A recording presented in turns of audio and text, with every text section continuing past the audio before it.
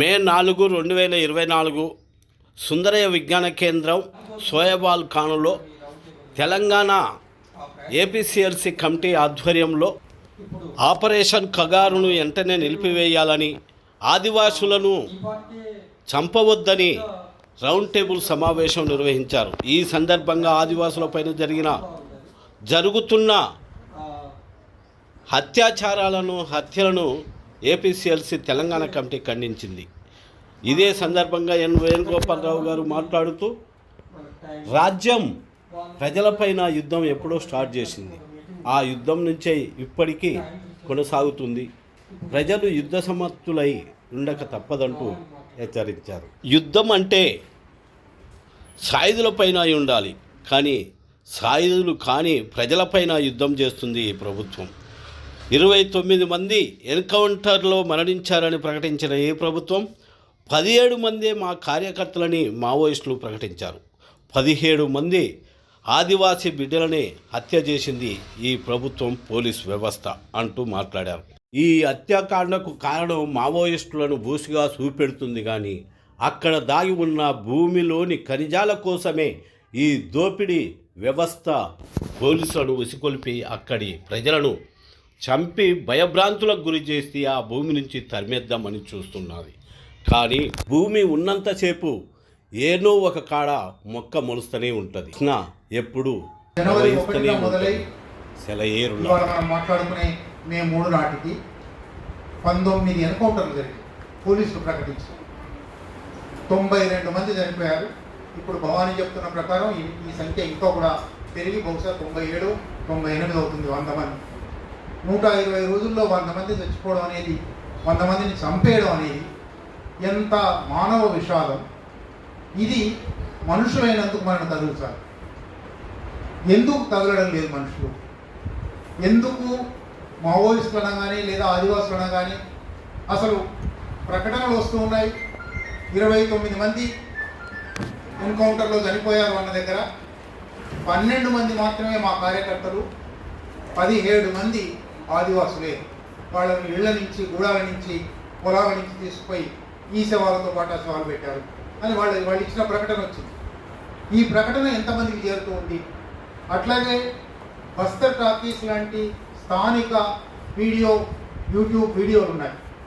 వాళ్ళు లోపలికి వెళ్ళి ఎప్పటికప్పుడు జరిగిన విషయాల మీద, సరే దాంట్లో కూడా పోలీసుల భయానికో లేదా పోలీసులు చెప్పిన ప్రకారం కొంత అటువైపు స్లాంట్ ఉండొచ్చు, కానీ జరిగిన విషయం వాళ్ళు చెప్తూ ఉన్నారు. ఈ మానవ విషాదాన్ని మనం ఎంతమంది దగ్గరికి తీసుకోగలం? అది వాళ్ళ మనం ముందరున్న సవాల్. రెండోది, అక్కడి నుంచి ఆ మానవ విషాదం గురించి చాలా మాట్లాడవచ్చు. ఎందుకంటే ఒక్కొక్క ఘటన తీసుకుంటే లక్ష్మణ్ ప్రస్తావించున్నాడు. ఆమె ఇంటి ముందర కూర్చొని, తన గుడిసె ముందర కూర్చొని బిడ్డ పాలిస్తూ ఉంది. ఎంత విచ్చలవిడి కాల్పులు జరిగాయంటే, ఎంత ఎదురుగా ఎవరున్నారో చూడకుండా కాల్పులు జరిగాయంటే, ఆ బిడ్డకు, ఆ పాలు తాగుతున్న 6 నెలల బిడ్డ తూట దూసుకుపోయింది. ఆమె చనిపోయింది అక్కడికక్కడ.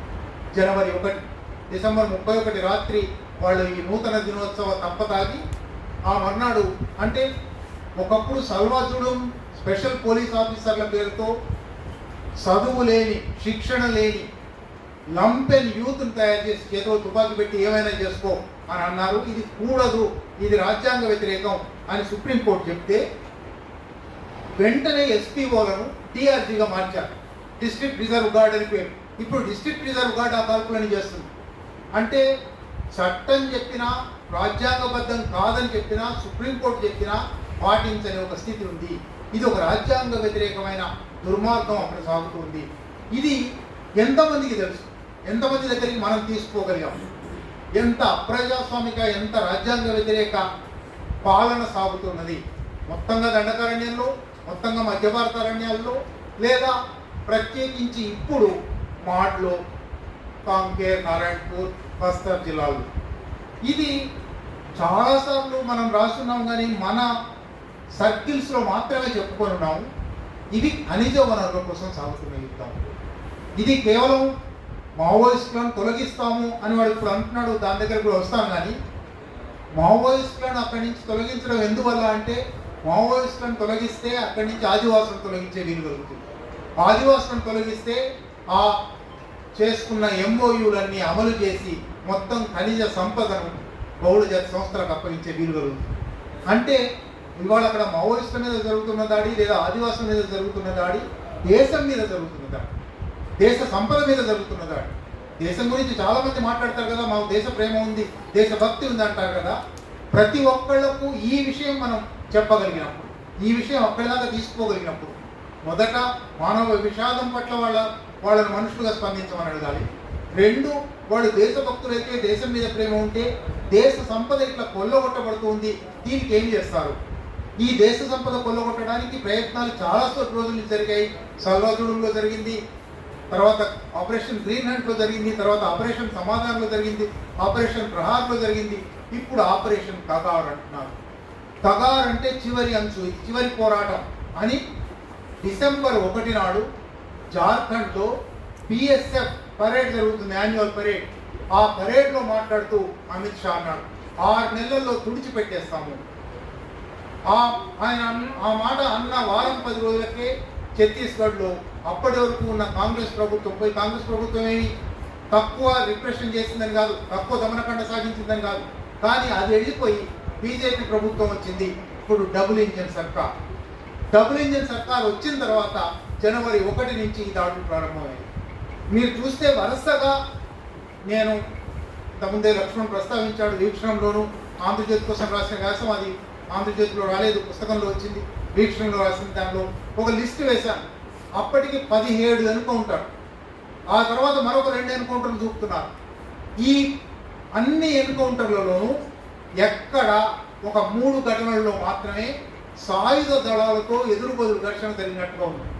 మిగిలిన అన్ని చోట్ల ఆదివాసులను ఒకళ్ళను ఇద్దరిని ఊళ్ళ నుంచి పట్టుకోవడం, చంపేయడం ఎన్కౌంటర్ అని చెప్పడం. ఈ 29 కూడా మీరు 29 ఫోటోలు వచ్చాయి, ఒక్కసారి చూస్తే 17-18 మంది సివిల్ డ్రెస్లో ఉన్నారు. వాళ్ళు ఆలివ్ గ్రీన్ కూడా వేసుకొని లేరు. అంటే చాలా ఖచ్చితంగా ఇది ఆదివాసుల మీద దాడి. ఒక రకంగా రాజకీయంగా చూస్తే ఆదివాసులకు మావోయిస్టులకు విభేదం ఏమి లేదు, ఆదివాసులే మావోయిస్టులు, మావోయిస్టులే ఆదివాసులు అనే విషయం పోలీసులే చెప్తూ ఉన్నారు ఇవాళ. ఇది ఇటువంటి అనేక అంశాలు దీంట్లో ఇవి ఉన్నాయి, ఇవి బయటికి తీసుకురావాల్సింది, ఇవి చెప్పవలసింది, ప్రచారం చేయవలసింది. ఎవరైనా కొంచెమైన ఆలోచన శక్తి ఉన్నవాళ్ళైతే బార్డర్ సెక్యూరిటీ ఫోర్స్, సరిహద్దు భద్రతా దళం ఎక్కడుంది? Indo Tibetan border police, ITBP ఎక్కడుంది? ఇవాళ ఇండో టిబెటన్ బార్డర్ నారాయణపూర్లో ఉందా, కాంకేర్లో ఉందా, తాడిమెట్లో ఉందా, బస్తర్లో ఉందా? బార్డర్ సెక్యూరిటీ ఫోర్స్, బార్డర్ మీద ఉండవలసిన ఫోర్స్ ఎక్కడెక్కట్లో ఉంది? అంటే ఇవాళ సరిహద్దు అనేది భారత్ పాకిస్తాన్కు, భారత్ చైనాకు, భారత్ టిబెట్కు మధ్య లేదు. సరిహద్దు అనేది వర్గ పోరాటం వస్తుంది. అది బస్తర్లో ఇవాళ తేలుతూ ఉన్నది ఒక వర్గ పోరాటంలో. అందువల్లనే సరిహద్దు భద్రతా దళాలు వచ్చి అక్కడ చేస్తూ ఉన్నాయి. ఇటువంటి అనేక విషయాలు చెప్పడం ద్వారా మాత్రమే, కన్విన్స్ చేయడం ద్వారా మాత్రమే, ఈ సమాచారం అందజేయడం ద్వారా మాత్రమే మనం ప్రజాభిప్రాయాన్ని కూడగట్టగలం. ఇటువంటి సందర్భంలో సాధారణంగా 4 రకాల చర్యలకు అవకాశం ఉంది. ఒకటి లీగల్ చర్యలు. ఇంతకుముందు లక్ష్మణ్ ప్రస్తావనలో చెప్తున్నాడు, ఏమన్నా చేయగలమా? నేషనల్ హ్యూమన్ రైట్స్ కమిషన్ ఉంది. నేషనల్ హ్యూమన్ రైట్స్ కమిషన్కు ఇవాళ చైర్మన్గా ఉన్న వ్యక్తి అరుణ్ మిశ్రా. సుప్రీంకోర్టు న్యాయమూర్తిగా ఉన్న రోజుల్లోనే పట్నాకు వెళ్ళి ప్రపంచంలోకెల్లా అత్యద్భుతమైన మేధావి నరేంద్ర మోడీ అని మాట్లాడేవాడు. అందువల్ల అటువంటి అనేక తీర్పులు ఇచ్చినవాడు. అందువల్లనే ఇవాళ ఎన్హెచ్ఆర్సీలో ఉన్నాడు. కనుక లీగల్గా ఏమైనా చేసే అవకాశం ఉందని నేను అనుకోవడం లేదు. అయినా సరే లీగల్గా చేయొచ్చు ప్రతి చోట.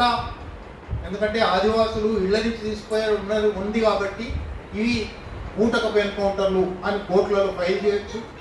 అవకాశం ఉంటే తప్పకుండా ఆ ఛానల్ వాడుకోవాలి. రెండోది అడ్మినిస్ట్రేటివ్ ఛానల్. ఈ అడ్మినిస్ట్రేటివ్ ఛానల్ తాను చెప్పాడు, రాష్ట్రపతి దాకా పోదాం, లేదా ఇక్కడ ముఖ్యమంత్రి, ఇక్కడ హోంమంత్రి, అక్కడ ముఖ్యమంత్రి, అక్కడ హోంమంత్రి, ఇవన్నీ కూడా చేయవలసినవి, చేయకూడనివి ఏమి కావు. కానీ ఉద్దేశపూర్వకంగా జరుగుతున్న హత్య, ప్రభుత్వానికి అడ్మినిస్ట్రేటివ్ హెడ్స్కు తెలిసి జరుగుతున్న హత్యని ఇంతకుముందు మాట్లాడుతూ కూడా చెప్పింది. ఎట్లా ఇంటెలిజెన్స్ చీఫ్ శివధర్ రెడ్డి మీ పని మీరు చేసుకోండి, మా పని మేము చేసుకుంటాం అన్నాడు. ఖచ్చితంగా ఇది అడ్మినిస్ట్రేషన్ తెలిసి జరుగుతుంది. అయినప్పటికీ వాళ్ళని ఎక్స్పోజ్ చేయడానికైనా తప్పకుండా వాళ్ళ దగ్గరికి పోవాల్సిందే, మాట్లాడవలసిందే, అది ప్రచారం చేయాలి. ఈ రెండు మార్గాల కన్నా పొలిటికల్ అండ్ సోషల్ మార్గాలు ఉన్నాయి. అవి మనకు ముఖ్యమైనవి, అవసరమైనవి. ఈ దేశంలో ప్రజాస్వామ్యాన్ని కాపాడడానికి, ప్రజాస్వామ్యం అంటే నిరంతర జాగరూకతే అన్నారు అని నిర్వచనం చెప్పారు. ఈ నిరంతర జాగరూకత వహించవలసిన అసంఖ్యాక ప్రజానీకం ఆ నిరంతర జాగరూకత వహించడం లేదు. అందువల్ల వాళ్ళ దగ్గరికి వెళ్ళి ఇది మీ బాధ్యత, ఇది మనిషిగా ఉన్నందుకు, పౌరుడుగా ఉన్నందుకు మీ బాధ్యత ఇది అని చెప్పే క్రమంలో రాజకీయ పార్టీ ముందు ప్రస్తావనలు వచ్చాయి. రాజకీయ పార్టీల దగ్గర నుంచి ప్రారంభించి ఇంత మానవ విషాదం జరుగుతుంది, ఇంత రాజ్యాంగ వ్యతిరేకమైన చర్య జరుగుతుంది, దీని మీద మీరేం మాట్లాడతారు అని రాజకీయ పార్టీల దగ్గర నుంచి రాజకీయ రంగంలో ఇది ఒక ప్రధాన చర్చనీయాంశం కావాలి. ఒకప్పుడు 1970ల నుంచి 2000 మొదట్ల దాకా విప్లవోద్యమం మీద హింసాకాండ, విప్లవోద్యమం మీద హింసాకాండని ఆపుతాము అనేవి ఎన్నికల నినాదాలుగా ఉంటూ వచ్చాయి, ఎన్నికల ఇష్యూలుగా ఉంటూ వచ్చాయి. ఇవాళ ఎన్నికల్లో ఆ ఊసు లేదు. ఎన్నికల సందర్భంలో అటువంటి హింసాకాండ ఆగిపోయేది ఎన్నికల సందర్భంలోనే ఎక్కువ జరుగుతుంది. కనుక పొలిటికల్ ఎరెనాలోకి, రాజకీయ రంగస్థలం మీదకి దీన్ని ఎట్లా తీసుకోగలము? ప్రతి రాజకీయ పార్టీతోనూ మాట్లాడడం, ప్రతి రాజకీయ పార్టీ వైఖరి ప్రకటించమని అడగడం, ఇది ప్రజల పట్ల వైఖరి, ఆదివాసుల పట్ల వైఖరి, దేశ సంపద పట్ల వైఖరి ఏమిటుంది మీకు అని ప్రకటించడం. దీనికి మించింది రాజకీయ ఎరేనా కంటే, రాజకీయ రంగస్థలం కన్నా మించినది సామాజిక రంగస్థలం. సమాజంలో అనేక వర్గాల, అనేక సమూహాల ప్రజలకు, బుద్ధిజీవులకు, ఆలోచనా పరులకు, పత్రికలు చదివేవాళ్ళకు, టీవీలు చూసేవాళ్ళకు కూడా ఈ సమాచారం ఇంకా అందలేదు. నిజంగానే ప్రధాన స్రవంతి ఇందులో లేదు. కానీ ప్రధాన స్రవంతి లేదని మనకు తెలుసు కాబట్టి మనం ఏం చేస్తాము? మనం మన స్థాయిలో కలిసిన వాళ్ళందరితోనూ ఈ విషయం మాట్లాడతామా, ఈ విషయం రాస్తామా, ఈ విషయం గురించి వీలైనంత ఎక్కువ ప్రచారం చేస్తామా? అది కరపత్రమా, పోస్టరా, వ్యాసమా, ఉపన్యాసమా? ఈ పని చేసిన నాడు మాత్రమే సోషల్ ప్రెషర్ ఒక్కటే, సామాజిక ఉద్యమం ఒక్కటే దీన్ని ఆపగలదు, దీన్ని తగ్గించగలదు. ఆపడం అనేది ఎప్పటికైనా సాధ్యం అవుతుందో లేదు, ఎందుకంటే ఇది వర్గ పోరాటం, ఇది ఆగేది కాదు. కానీ దీన్ని ప్రచారం చేయకపోతే, దీన్ని అడ్డుకోవలసి ఉన్నది అనే ప్రచారం చేయకపోతే మనం రోజు ఇటువంటి విషాద వార్తలు వింటూనే ఉండవలసి వస్తుంది. అయితే చాలామంది మిత్రులు విషాదము, నిరాశ కూడా వ్యక్తం చేస్తూ ఉన్నారు. నేను అటువంటి నిరాశ అనుకోవడం లేదు. 90 మంది మిత్రులు, ఆదివాసులు, వాళ్ళు తెలిసిన మిత్రులు కావచ్చు, తెలియని మిత్రులు కావచ్చు, తెలంగాణ నుంచే ఇప్పటికీ కనీసం 7-8 మంది అమరవీరులు ఛత్తీస్గఢ్ నుంచి మృతదేహాలుగా వచ్చారు. తప్పకుండా కన్నీరు పెట్టవలసిందే, తప్పకుండా కొంచెం ఆలోచనలో పడవలసిందే, నిరాశ పడవలసిందే. కానీ నిరాశ పడవలసిన సందర్భం కాదు. ఒక్కసారి ప్రపంచ పరిస్థితి చూస్తే గాజాలో 6 నెలలు ఇంకా నిండలేదు, 34,000 మంది చచ్చిపోయారు. అందులో 12,000 మంది పిల్లలు. అంత దుర్మార్గం జరుగుతుంటే ప్రపంచం మాట్లాడడం లేదు. అమెరికా చంపేవాడికి సాయం చేస్తూ ఉంటే వద్దు అని అనడానికి ఎవరు లేరు. ఇవాళ గత 2 వారాలుగా అన్ని విశ్వవిద్యాలయాల్లో విద్యార్థులు లేచి నిలబడ్డారు. విశ్వవిద్యాలయాలు దాదాపుగా స్తంభించిన స్థితి వచ్చింది. అది అమెరికా నుంచి యూరోప్ వ్యాపించింది, ఆస్ట్రేలియాకు వ్యాపించింది. అది ఒక ఆశా సూచిక కనపడుతుంది. మన దగ్గరే చూస్తే నిన్న ఇవాళ చూడండి, రోహిత్ వేముల హత్య, వ్యవస్థీకృత హత్య, ఆత్మహత్యగా కనబడే హత్య. దాని మీద కేసు పెట్టవలసింది. మనం ఎవరెవరు ఈ హత్యలో భాగస్వాములో లిస్టులు ఇచ్చున్నాము. దర్యాప్తు జరిపిన పోలీస్ అధికారి ఏ కారణాల వల్ల ఆత్మహత్య చేసుకున్నాడు, దీన్ని హత్య అనొచ్చునా, ఆ విషయంలోకి పోలేదు. రోహిత్ వేముల దళితుడు అవునా కాదా అనే చర్చలో కూడా దళితుడు కాదు అని తీర్పిచ్చాడు. అందువల్ల కేసే రద్దు చేసుకుంటున్నాడు.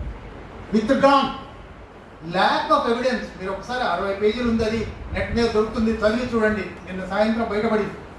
ఎంత దుర్మార్గమైన పత్రం అంటే అటువంటి నిరాశ పరిస్థితులు ఉన్నాయి.